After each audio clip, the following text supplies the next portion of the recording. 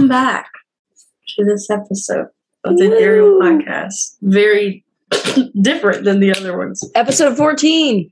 Is it 14? It is. It's episode 14. Wow, I thought it was 13. If you correct. Last week was 13.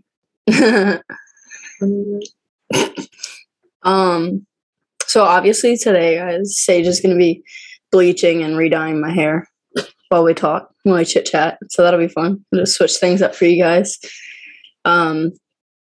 So today we're kind of, all right, this entire video, I might use a Rubik's Cube as the analogy, yeah. Because I had this like really enlightening trip last week. And I honestly feel like my whole life's changed. I feel like I'm just that much more aligned with my higher self. And we talked a good bit about that on the trip. My friend Vic and I and our editor. And so it was me, her, and Brittany. And like, I came to the conclusion that, you know, you're always trying to align yourself with your higher self, your true purpose, whatever is best for you.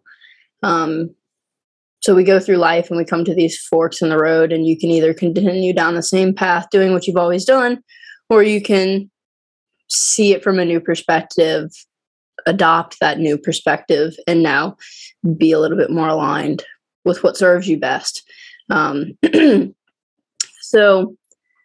and then I was like, okay, but it's not just like this one alignment. You have many of these forks in the road. And so you're not just like one twist and turn. It's like a Rubik's Cube. So you gotta make all these twists and turns to get all the colors all aligned on each side. And it's like, what, 5 different sides?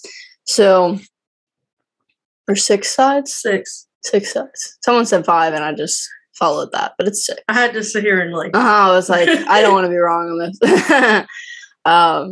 So yeah, you gotta align all 9 little squares of the same color on all 6 sides. That's a ton of twists and turns. It's a ton of alignments. It's a ton of realizations. We're always growing. We're always learning. So it's, you know, if you guys are ever like, oh my God, I just have so many things I need to work on and so many things to fix, that's going to be the entire journey. It's going to be, that's it. Like, enjoy it. Start loving the process of aligning yourself, because, you know, if you want to really think about it, time doesn't exist. So you already are that. You already are aligned. You just have to like remember it. And also, I like the Rubik's Cube analogy for the thing of like, you know, when you're doing the Rubik's Cube, let's say you fix one side, like you fix a line on one side, and then you're trying to fix another thing. Somewhere that one side, it was already perfect. It was fixed perfectly. But then because you're trying to fix another one and unfix that one, and it makes you think, oh, I fucked up. But it's like, no, you have to get that flip has to happen, and you have to fall back a little bit just to get the other one aligned. It doesn't mean you've done anything wrong. It's a part of it. I didn't even think of that part. Oh my God. Whenever you were saying it out loud, I was like, wow. I was like, yeah, it really is. Yes. Because it is like when you're a Rubik's Cube, you have one whole side fixed, and you're like, oh, but you gotta fuck it up to get the other ones. Yep, you have to fuck it up every time. But you still remember how that side fits, and that it can fit. And so that it keeps you knowing that, you know, it's going to do it again. It's already done it before. You really recognize it. Chills. I love it. Yeah. So like, I had this really, really massive epiphany where my entire life, I've kind of been programmed to think, you know, I was always told, be a leader, not a follower. So lead the masses, don't follow in other people's footsteps, make your own way, whatever. But it also kind of subconsciously created this ideology that there should be one or a few people that are leading the masses and no above, you know, like a pyramid kind of thing, like, or sovereignty reigning over. Mm-hmm. So it created that ideology, which I don't believe serves my higher purpose and is not aligned with my highest self, because it put me on this pedestal where I was subconsciously judging people, and it wasn't even my voice that I was hearing in my head a lot of the time, making these judgments. It was programmed voice. So, I kind of realized that I was put on this pedestal and that I chose to stay there subconsciously. And I was filled with so many feelings at once, because I realized that I talked down to so many of the people that I love in my life, because I subconsciously, in my mind, was on this pedestal, and I was like, whoa, you're fucking up, dude. You need to do this, or you need to do that, or you're not doing this right. Or you're not. Who am I to say that? Because your journey didn't match mine, I assumed you were doing it wrong. Right. Yeah, I did this. There's so many perspectives. Mm-hmm. And it's just like, I get to watch my friends experience these perspectives, and I should just be like, oh, cool. Wow. Like, that's interesting. And just observe it. Be the observer, be that awareness. And so I feel like I've really had such a huge shift. I honestly feel relieved, and I just feel, I don't know, so humbled, mm-hmm. and so much more connected with a lot of the people in my life. And I've already apologized to several of my friends. Freaking Marshall specifically. He was the first person I was like, somebody's been in your life for a very long time. Yeah, because I've done that to him for years. And even just that, but y'all, like, I feel like when you're growing up with someone, like being friends with someone, it makes it more risky, because like whenever you're young and you're becoming who you are, like for me, I was way bitchier, like as a teenager and like young before, because like I was going through puberty, I didn't know what the fuck was going on, and I didn't realize how like I was coming across. Like, sure, I was kind of bitchy after, but I was definitely bitchier when I was younger, because I just didn't know what the fuck was going on for a while. I love that. Well, I feel like I agree with that, because I was just so angry, because I was so confused. So I was like, what is going on? What's happening? Mm-hmm. But yeah, I don't know. It's so cringy to think about that I did that for so long. But yeah, I hate reflecting back on, oh my God. Oh my fuck up. You really did that? Yeah. I'm just like, holy shit. You're nasty. It's not even reflect back on who I was. I'm kidding. Years ago. We have to have grace for ourselves, because this version of ourselves carried us I have to a lot this of empathy point for who I was. Oh yeah. I'm like, oh, that poor girl. My hair is so green. Oh my gosh, this is about to change colors so much. I'm excited. It's gonna be interesting, because you're gonna like see it slowly on the camera. Mm-hmm. Like throughout the episode. It'll be cool. Just realized we don't have gloves. That's gonna be a. You should probably get some gloves. You don't have any? I don't know if Michael has any. What's that soon? Like, I don't really care too much for the bleach. But isn't it not supposed to get on your hands? I mean, yeah, but just like, God, please don't touch your eyes. I would never. I got glasses on. Little shields. I don't have mine. I probably look so interesting on the camera right now. Very different. I couldn't figure it out. Yeah, no glasses. Yep. Anyways, sometimes I forget we're doing a podcast. Deadass. For a second, I was just like, "Oh, I'm just doing your hair." Yeah. Okay, so why don't you give me one of your little fork in the road, perspective change, life altering, epiphany kind of deals? Let's see here. I feel like at this point I've got. Well, there's like categories. Yeah, the thing is intensity. Yeah, let's also touch on the fact that my memory is very hit or miss. So what I can say is the past few weeks, I've noticed drastically all the different things that I had, like just subconscious things that I was thinking that I hadn't like thought about, like, why do I think this? And it was like literally stuff from childhood. Like, some are stupid, but I like the life-changing ones, usually, even though they're the ones that tell me that I have been a piece of shit. That's usually the case. You have to be I was always the person that like wanted to help people, so I was overly helpful. Me too. Yeah, so it's like, you know, you mean to be helpful, but really you're just kind of coming across like you're telling everyone what to do, and you're like, oh, great. And I had the big thing of assuming that because something worked for me for a while, it would work for someone else, and that's not. And so, like, I try to keep myself now. Whenever I'm telling someone something, I'm like, try this. I'm like, I don't know if it'll work. It's worked for me, but I don't know if it'll work for you because. Like, it is very hard when something really works for you. You just want everyone to understand how easy this thing could help them, but maybe it won't, maybe it will, but they have to figure that out for themselves. And I would be very big, like, on pushing things. And I was like, this helps. And I'm like, that just isn't for me. You know, like, journaling. And then you get offended and you're like, yeah. And I'm like, well, how do you know? And then you're like, well, what if it does help? And it's like, well, if it does, they'll figure it out in time. Right now, they're not on a journaling journey then. Right. Like, so if someone immediately different journey is different, is hard too sometimes. Like, and if someone immediately like has resistance towards it, one, you know that like eventually they'll come to it when they're like, but really it's not their time if they're that resistant to it. I'm like I get but it doesn't. That also doesn't mean that you're not supposed to say anything at all.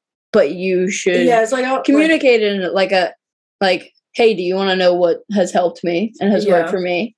You say it in that way, not you need to do this, you need to try this. Like, oh shit, dude, I was going for that. Do you want to know what I did?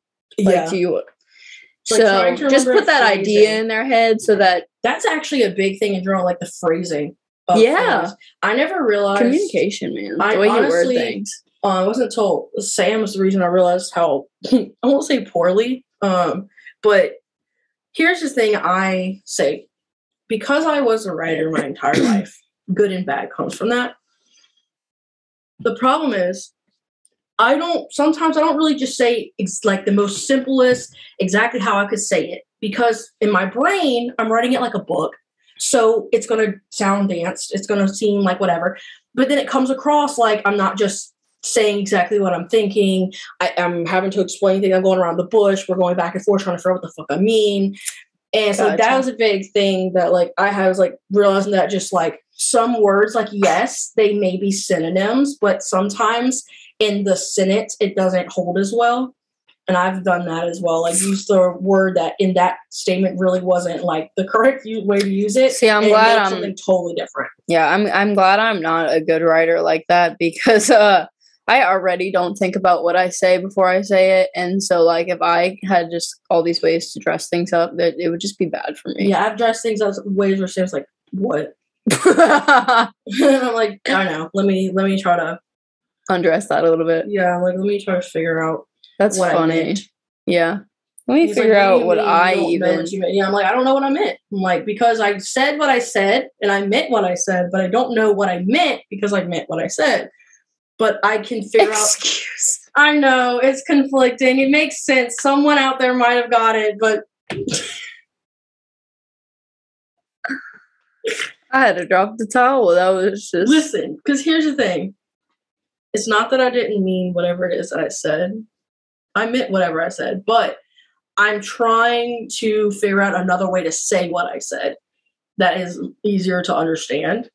And so it's like, I don't want to discredit what I originally said. Like, it is, whatever I said was valid, but I just didn't explain it correctly. And it's like I incorrectly explained it, so it comes across wrong. Right, it wasn't perceived correctly. It wasn't perceived the way that you were trying to communicate it. Yeah. And I hate that. But lately, like, realizing that Brittany and I, we miscommunicate a lot. Yeah.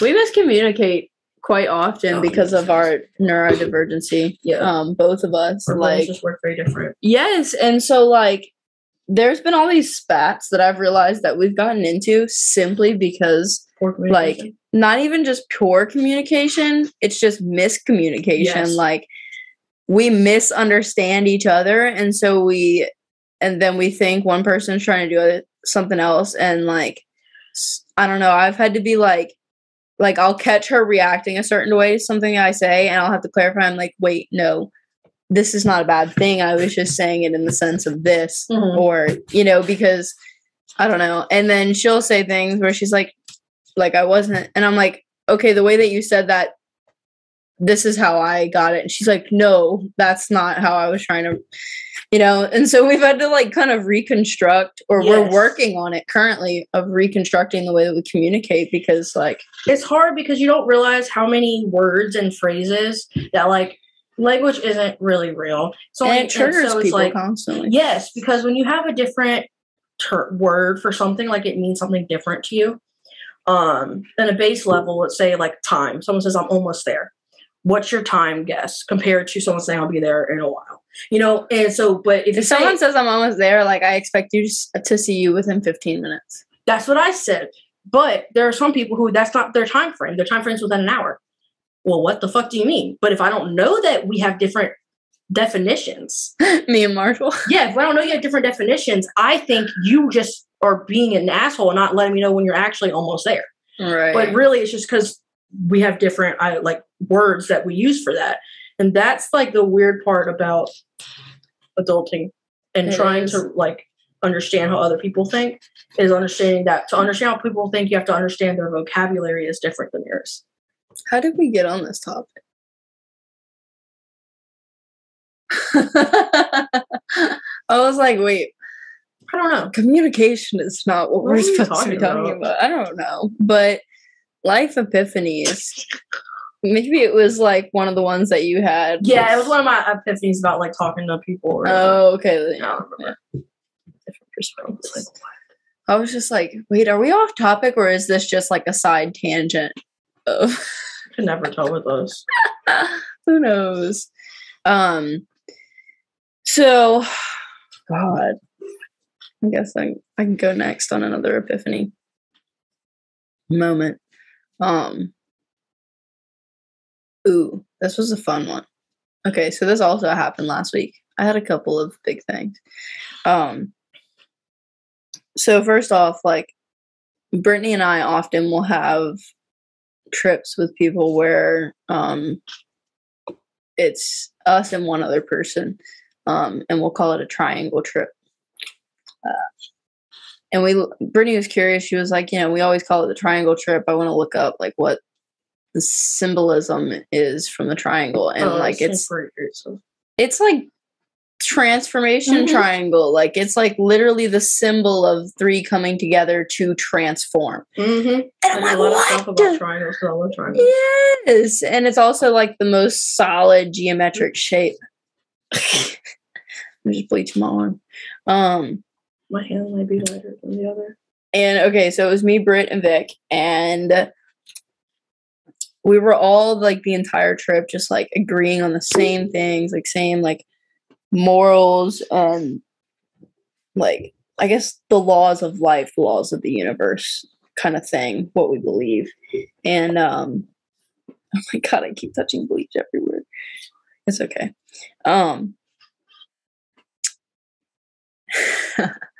Oh, anyways, so we're all like, and Vic was like, oh my God, y'all, like, we're like the triangle where up at the top, all of our beliefs meet and we all believe the same things, but down at our bases, we're all very different from each other with our different perspectives.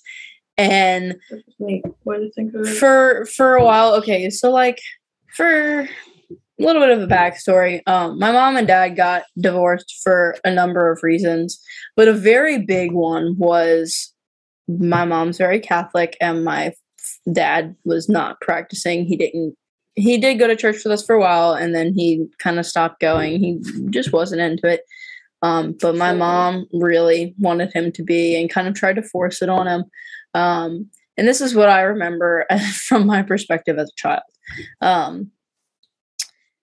So I was like, damn, okay, I saw that as a kid and I saw that literally ruin my parents' marriage. And so sometimes I'll go and tell Brittany things, like these cool spiritual things that I learn, and she doesn't really see it in that perspective or that way, or doesn't call it the same thing, or may not even believe some things that I believe, which is totally cool. It's totally fine. But for a while, it was very triggering for me.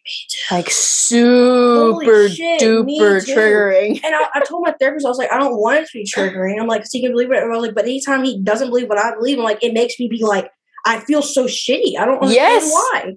Like, that rejection part of my mind is just like, I have to move my arm.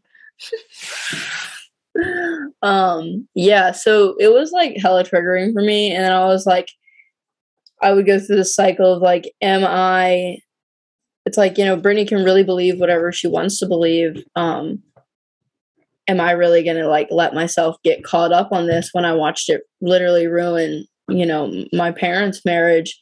And so like, that was kind of a worry in the back of my head for a while. And it wasn't like a big thing, but it was like, will I care if she never gets into it?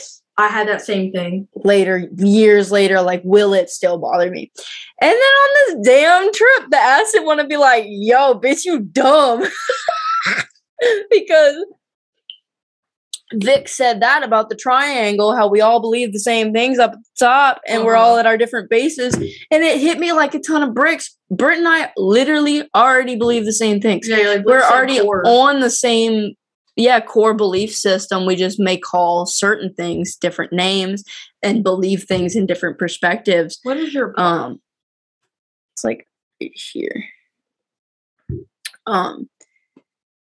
So I was just like, dude, you are literally tripping. You guys have been together for 7 years for a reason. Like, y'all are already on the same wavelength and vibration of life. Like, it's what.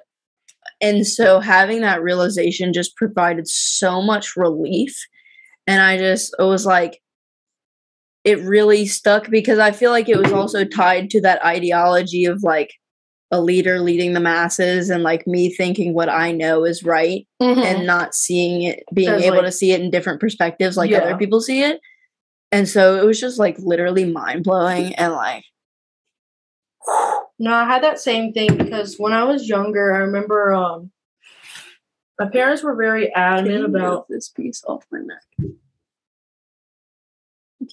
My parents were very adamant about like there are certain things you need to have core like beliefs and that are the same with a partner to spend your life with them. Right. And, religion was one of them. And so it kind of scared me because my whole life that was all I ever showed. It's like as long as like you need to have the same core beliefs. If not, it won't work. And so I believed it so hard that my therapist was like, he's like, religious trauma is the reason you believe that if y'all don't have the same beliefs, it's going to divide you. Right. He's like, why does your beliefs have divided you? He's like, y'all have had the same different beliefs the entire time y'all been together this long. Why would it divide you now? And I was like, huh. Yep. Huh.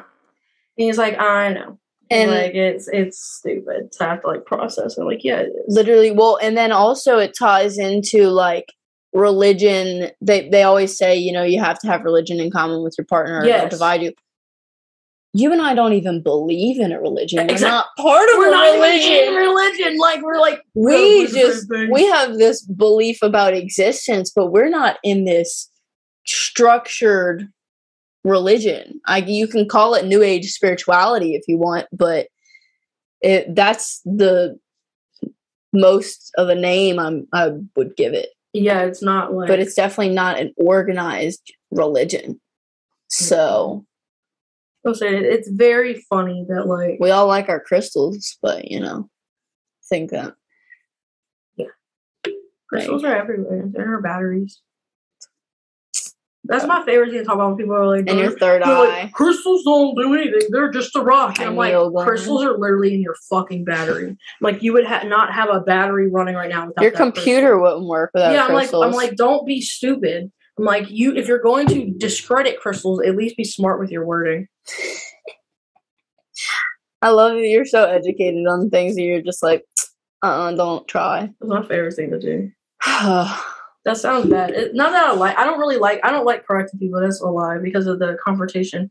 But I do like, I like when someone says something and they go, but I don't really know. Because then they're admitting that they're not totally confident. And then I can be like, well, I looked up this and this, but it says blah, blah, blah. Right. But if someone's really confident on it, a lot of times I'll just think to myself, I'm like, that's a lie. Like, I don't do my research on that one. And you're like, Oh, I yeah. actually know what I believe to be the truth. I'm like, I did too much research. And most of the world and the internet believes it to be true. So, Gee, that's funny. I need to do my hair soon. That's why, I don't know, I feel like I've kind of stopped, for the most part, getting in conversations on Facebook. Bitch, I can't believe you still was. I love it. Honestly, I can't even lie Is it to like you. the confrontational part of you that loves it? Probably.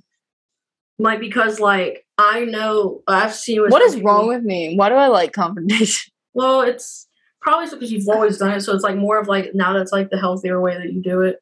That's fair. I have been very like nice and like non-toxic about it, at least. And like, I like being overly nice. if I get triggered with someone's comment, I now realize that I'm triggered, and I will put my phone down. I won't go and respond for a while. That's fair. I try to do that too. And like, so that's pretty fire, because that helps me like really respond in a way to It's like make them understand what I'm trying to say, instead of coming back with just anger because they hit a sweet spot. Yeah, I try to. So, but that shit honestly is just entertaining for me. I never really was one that like having like arguments online, but to be fair, I think it's because my life was online for most of my life.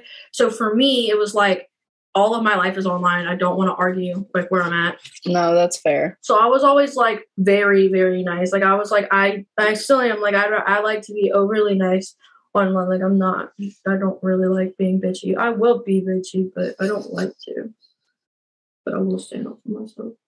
Oh yeah, you gotta protect that inner child. I'll always stand up for myself. Yeah. There was too many years where I couldn't. Too many years where I couldn't. Too many years where I just didn't. I just didn't think it was worth it. That's a big thing. Or didn't know how. Yeah. Not knowing how to like be there for yourself is really lame. But yeah, like you were saying, not thinking that you're worth it or you should too is also like a big one. The big thing for me is like I knew how to stand up for people. I would stand up for other people. I didn't stand up for myself. And it's like, well, I knew how to stand up for people. It wasn't I didn't know how. I just didn't think that I deserved to be stood up for. Right. Whereas like I thought my other friends and stuff were. And so like that was a big thing, is like just recognizing how much of my life was shitty because I didn't love myself. I was about to say, that one hurts. Like, yeah. When I had that moment, I was like, wow. So these things I was complaining about, and I was like listening to different things. I'm like, it was because I didn't love myself. Like that, those situations only happened because I didn't love myself enough. And I was like, that is shitty because you can't blame anyone else but you. Yeah.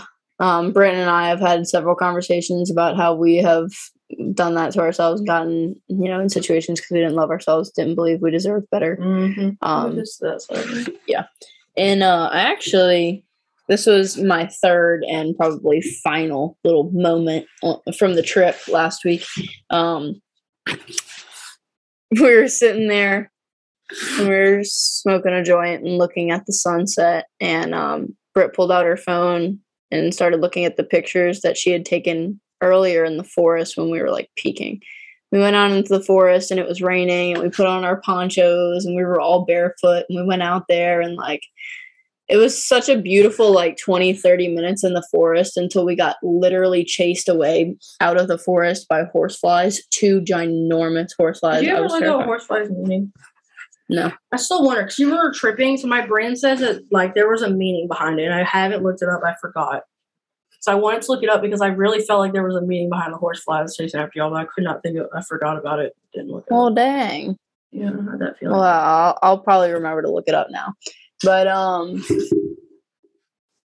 anyways, okay, so we were just exploring, and I found this little stick with these tiny little white mushrooms. Like they were literally like an inch tall at most. And they were so adorable. And I was just holding the stick and staring at them, smiling. And Britt started taking pictures of me. And so she pulled up this picture while we were smoking. And like literally, and I don't know if this has ever really happened to me before, like the last few months or really just like this year. But my immediate thought was, oh my God, I'm fucking adorable. Yes, I love when I have that. And I just started crying. I was like, literally, for the first time in my life, I think that I am beautiful and cute and adorable. And it's a wonderful moment. I don't know, man. It was like, oh, so heartwarming. And so Brittany turned around and just looked at me. Just smiled. And I was like, wee. Wee. Yeah. So those were my big 3 moments on this trip, guys. I feel like a new person. That's wonderful. Definitely a different person. Did you ever do that breathwork thing yet? No, not yet. When is that? I need to pay for it and schedule it. Oh, okay. Yeah. I had the money to do it, and then I paid a ton of bills in 1 week, and then didn't have the money, and now I have the money, so I need to go schedule it. Yeah, you know how that be. Money be flowing in and out. Tell me about it. But it's okay. By the way, guys, we're on Instagram now, the Ethereal Podcast. Please go give us a follow. We'll be posting lots more content on there, updates, and we're going to be starting some giveaways eventually. I think we'll do our first one when we hit 100 subscribers on YouTube. So I should do like I can't see anything. I could do like an ashtray or something with the colors of our podcast, like. That would be cool. Do some little pottery art. Yeah. That'd be fire. Saige be making some cool clay and stuff. Trying to do that shit. Anyways. I don't know what the hell. My hand's raw. Yeah, I'm really sorry. Like, you definitely should have paused to go get gloves. I don't know if there's any. Did you check that bag? Well, they're not in y'all's bags. I used them last time. Another one too. But I don't know if Michael has any or not. Can you see if Michael has gloves? You're just gonna hear a random grunt in the background. Because I've been doing her entire bleach with this hand. And my hand's kind of stinging. Yeah. Just a wet toe. Well, guys, I'm the first unofficial guest. Can't see my face.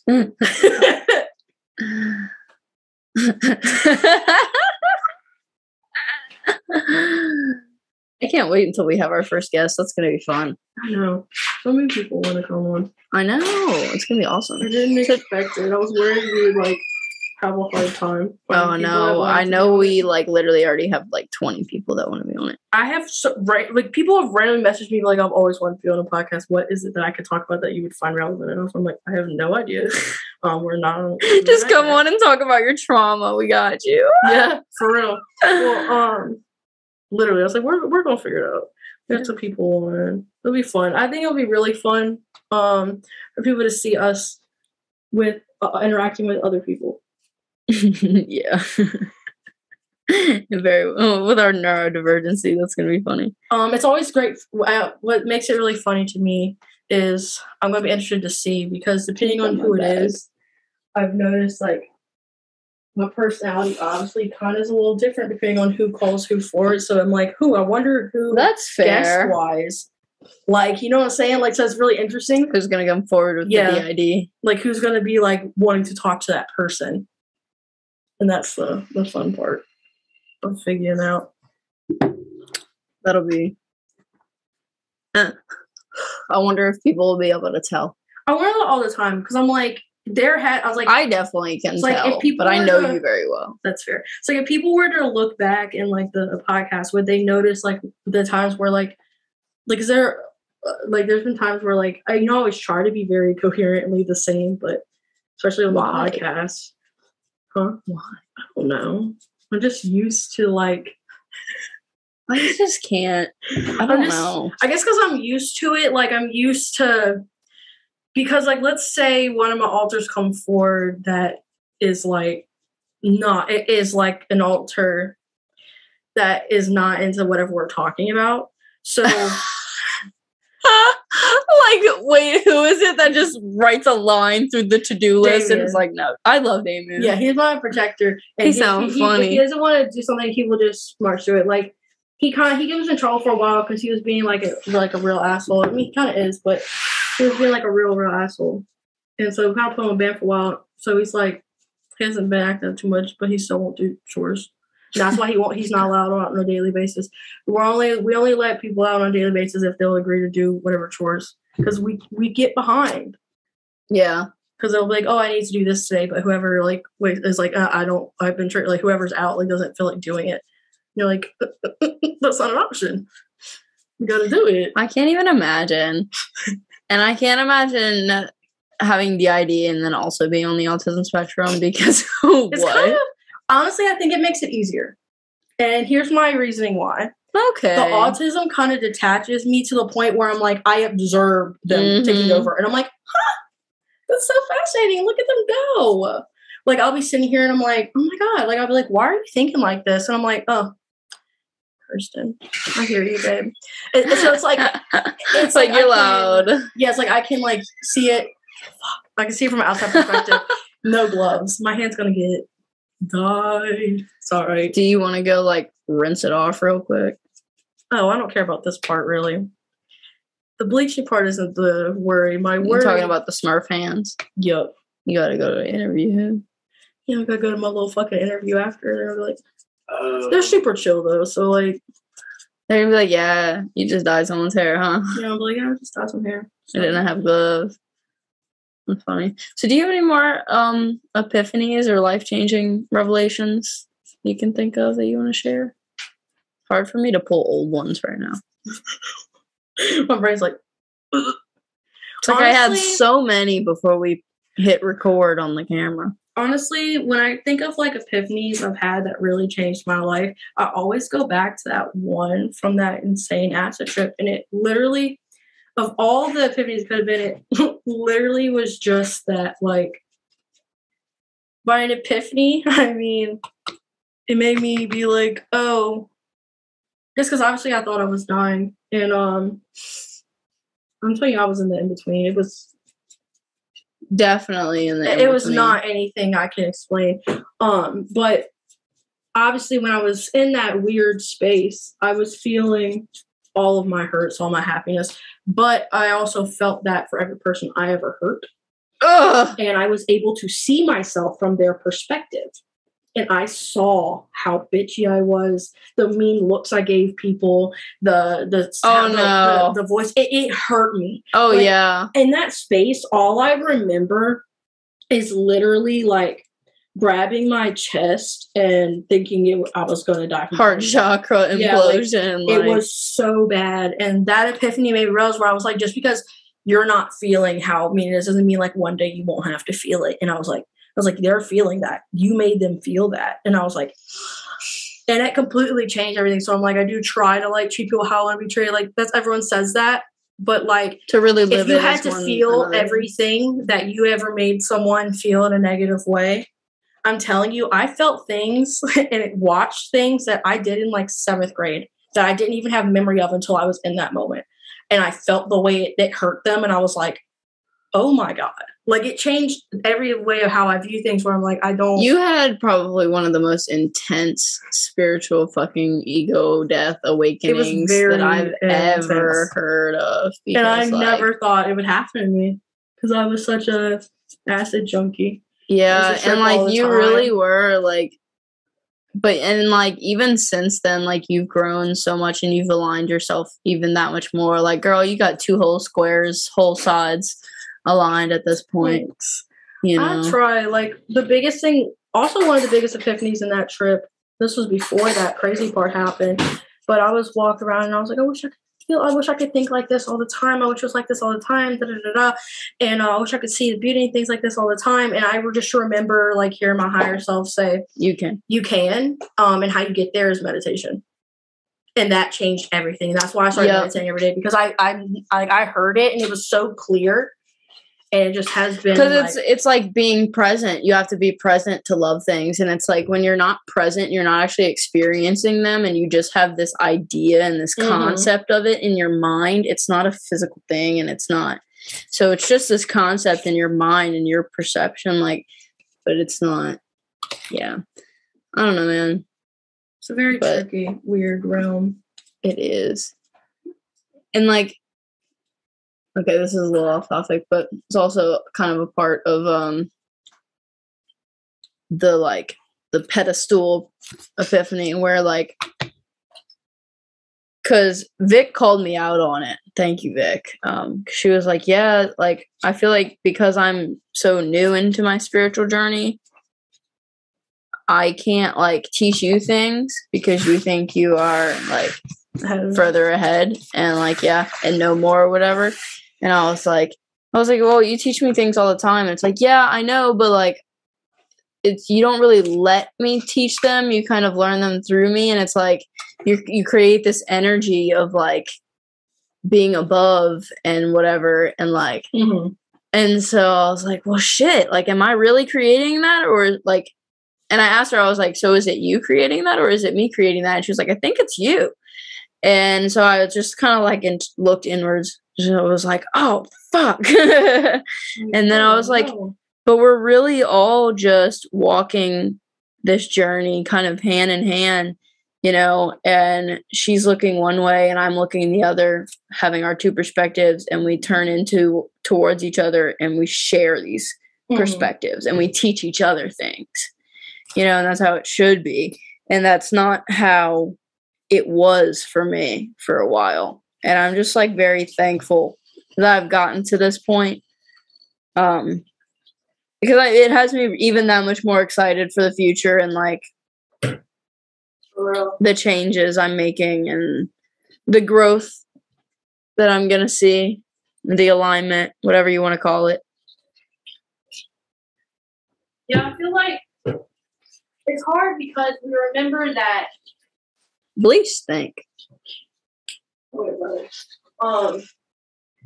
It's hard because we're all on a journey, but we're all on different journeys with the same destination, like a pyramid, like y'all were saying earlier.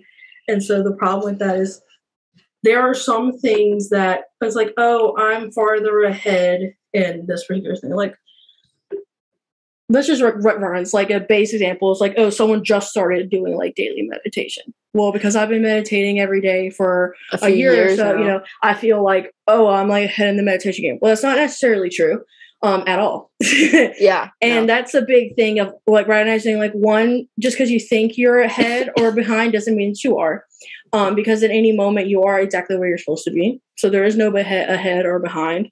And so that means that if someone is behind you or ahead of you, they're just where they are on their journey and you're where you're on yours. But it's not like there's not a competition. We naturally want to add competition. It's like the ego. We want to make it where it's like against, and you forget that we're all the same. So it's like if we're all the same, then it's like everyone can tell you something you can learn from because we're all the base. We're all just basic like knowledge. And if you think about it that way, then you have all of these different perspectives and people that have experienced different things that they can share with you. And you guys just exchange this knowledge. And it's so freaking cool, man. And because like there are some things that you need to experience for yourself, but then there's also, you know, things that you can learn just from other people and hearing from them. Anyways, life epiphanies. Oh yeah. How many times have I said epiphanies in this episode? Too many. Take a shot every time you say epiphany. I drank Saturday night and I'm like, I don't want to drink alcohol for a while. I did the shots of tequila yesterday. It was, Tequila smells so bad. Tequila tastes bad. Gasoline. Well, yeah, I won't drink it, but like honestly, arguably tastes worse or smells worse than it tastes. That's fair.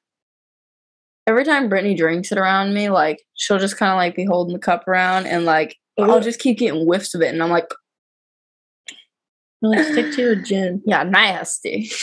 Yeah.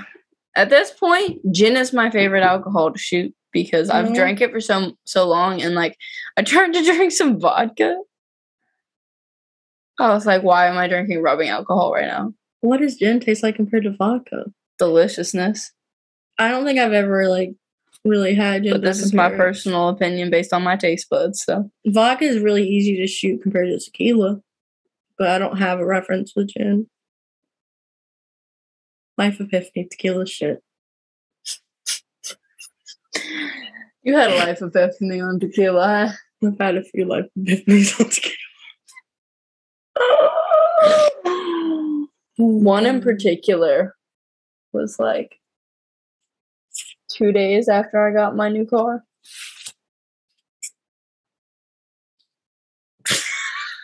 You see, and the worst part was, that was the first time I ever had tequila.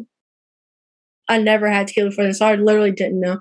I say, I was stupid as shit, but in my dumbass defense, it was before I was awoke, so I was very autistic. And I thought tequila and vodka hit the same. So I, at the time, was an addict with vodka. So I would have like 8 shots a day. You're like, yeah, I can take 8 shots of tequila. That's what happened. Wait, 8 shots a day? I had a alcoholic phase.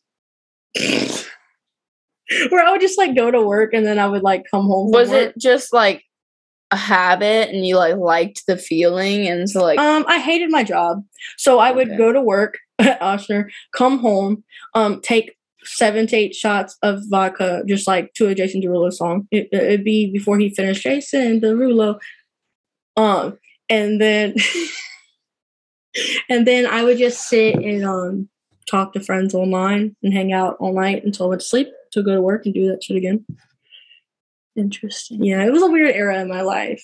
I was curious because Brittany also had a little alcoholic phase, but she was just kind of like, and like I guess she also like was miserable and did not like her life either. Yeah. So but like she also was just like obsessed with alcohol for a brief period of time. I had a weird, like my weird phase with vodka was like, I did it because it would make me feel good and not hate that I worked all day.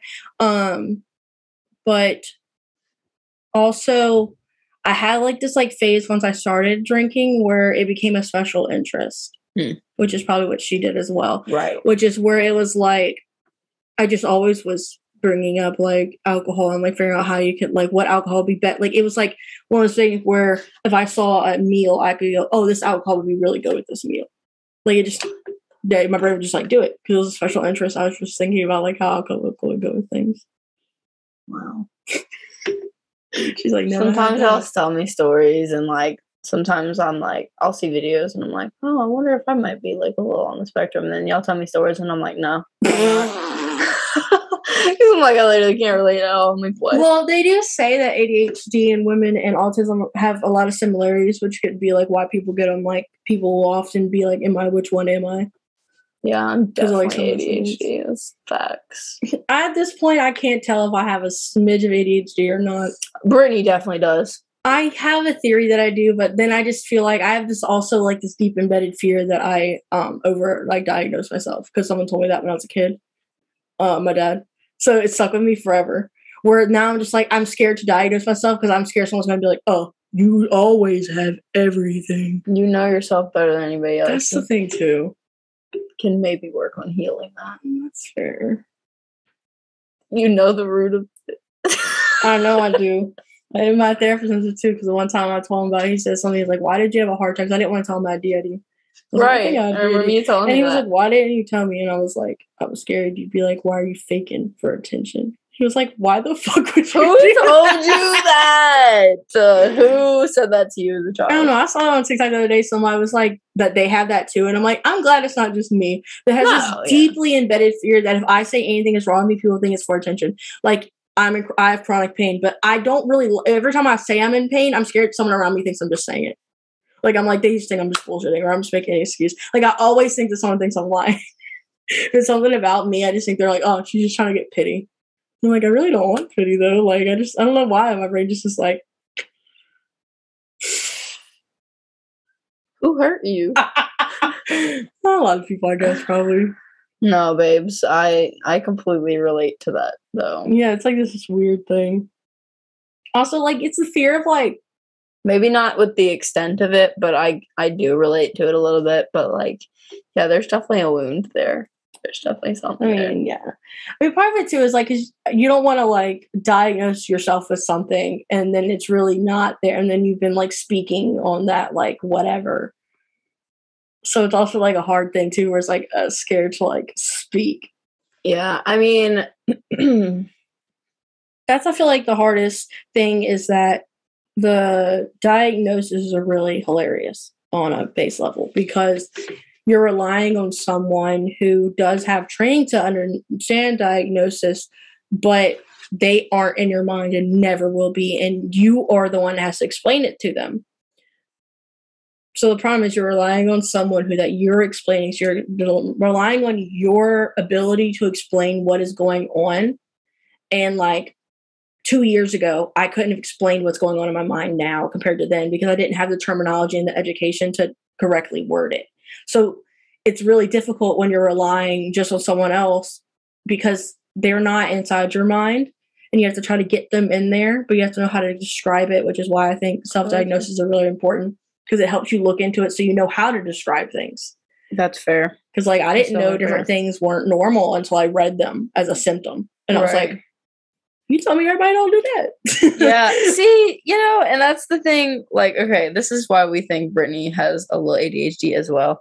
Because when I was first discovering that I have ADHD, I would see all these videos and I'd be like, oh my God, I relate. And then I would relay this to Brittany. I'd be like, this is so validating for me. And she's like, I don't know. I mean, I feel like I've dealt with that too, but I've just had to like push through it or whatever, go through it. And then like, that was kind of very invalidating for a while. But then a few weeks go on and she's like, yeah, you always tell me these things. And I'm like, well, that's just normal. And then I'm like, well, is it normal or do I have ADHD too? And I was like, yeah, baby, I think you do. Cause like, yep. Yeah. that exact thing happened with autism with Sam. Like where he was like, I think you're just whatever. And then like a few weeks later, he had them over. He was like, actually, I think I'm also autistic. I was like, yeah. I was like, yeah. Neurotypical people do not understand what I'm talking about. Like, they don't get that, like, when I'm deeply explaining how I'm thinking about something, they don't think of it the same way. It was like just now with the door. I was like, okay, just leave it. Because, like, he literally just did not understand what he was like, I don't understand. It's fine. Oh, this is so funny. Well, I guess that's all we got for you guys today. Kind of just nothing else is coming to my brain, and that's usually like when we're like, it's like, all right, that was a wrap.